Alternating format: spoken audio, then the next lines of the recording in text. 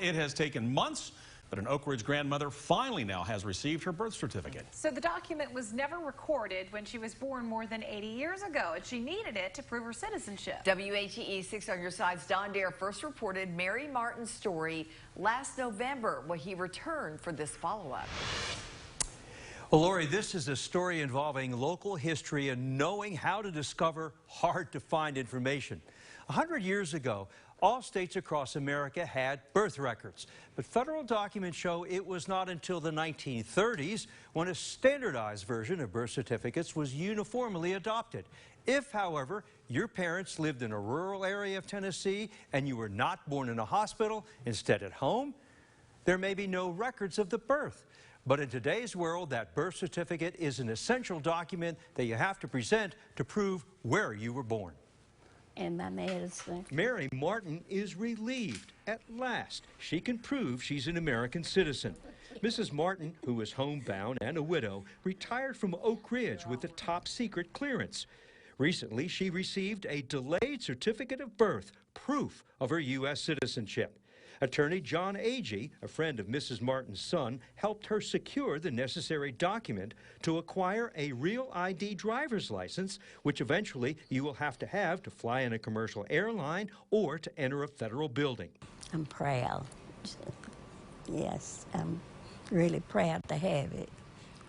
Certainly wasn't easy, though. No.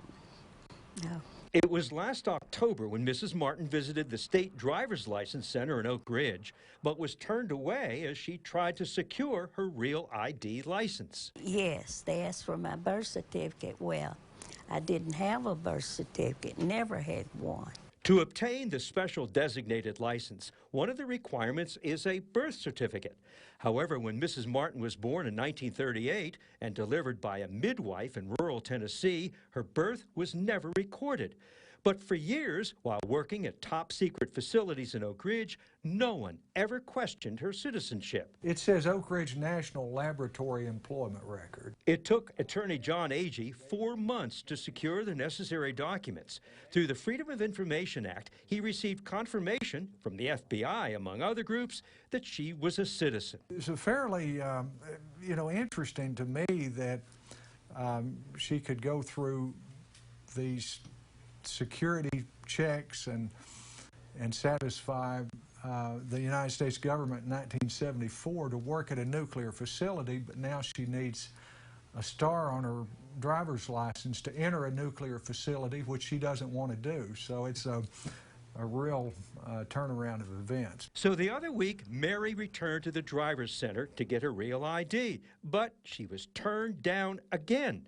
This time, the name on her Social Security card, her married name, Martin, didn't match up with the name on her birth certificate, Robinson, her maiden name. Social Security don't have what my birth certificate has on it. Now, it was stupid. Excuse me. And I just looked at her and I said, don't people get married? They don't keep Robinson all the time, you know. And I walked out the door. To make things easier for Mary, 6 on Your Side visited the Anderson County Clerk's office, which also processes real ID driver's licenses. Clerk Jeff Cole said he and his staff will personally see to it that once Mrs. Martin shows them the proper documents, she will receive her real ID. Throughout the United States, real IDs will be mandatory starting May 3rd, 2023.